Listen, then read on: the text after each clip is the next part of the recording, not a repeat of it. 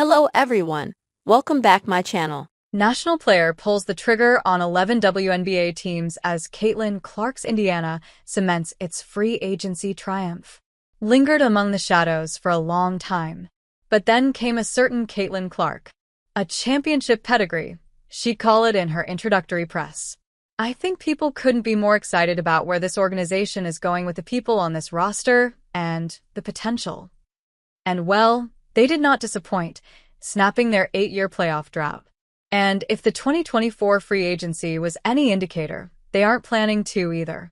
Just ask the Minnesota Lynx veteran.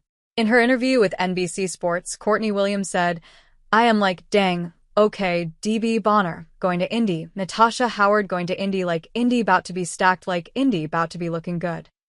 The big three of the Fever, Caitlin-Clark, Aaliyah Boston, and Kelsey Mitchell had an all-star outing last campaign, and the backcourt duo delivered a combined average of 51.3 points a few games into the post-Olympic break season. But the real need? Championship winning experience. New head coach Stephanie White was clear about the priorities entering the offseason, and evidently, they ensured to pick the right pieces. DeWanna Bonner comes as a 2-time champion, and with a fire to add one more. Natasha Howard, on the other hand, brings the finals experience from 2 different teams.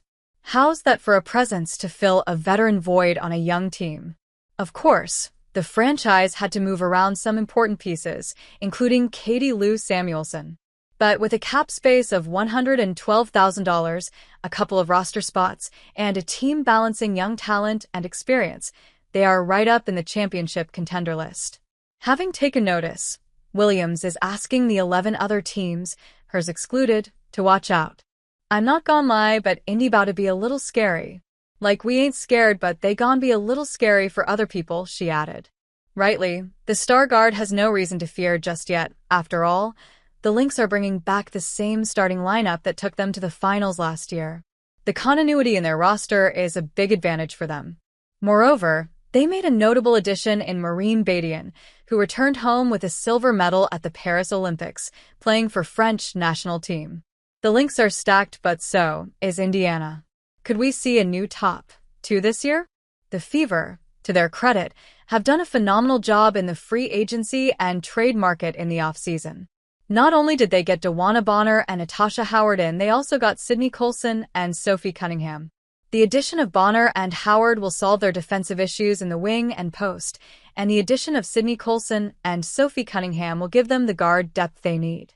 New coach Stephanie White was absolutely delighted with the moves the Fever front office made, saying, "We got to surround our big three with great veteran players that complement them, and I think we have done that. We were fortunate to do both free agency and adding depth. It puts us in a position to compete." ESPN's Michael Vopel was impressed too. He gave the Fever a high grade of A for their activities in the offseason, saying, "The end result, a team that should be stronger defensively than last season and run the floor well with Clark as point guard." The expectations are high for the Indiana Fever this season. With the addition of championship-caliber players who can step up and protect Caitlin-Clark on the court, this team is looking primed for success. Whether it's Courtney Williams' Minnesota or Breanna Stewart's New York, one thing is for sure, they all have their eyes on the newly resurgent Indiana Fever.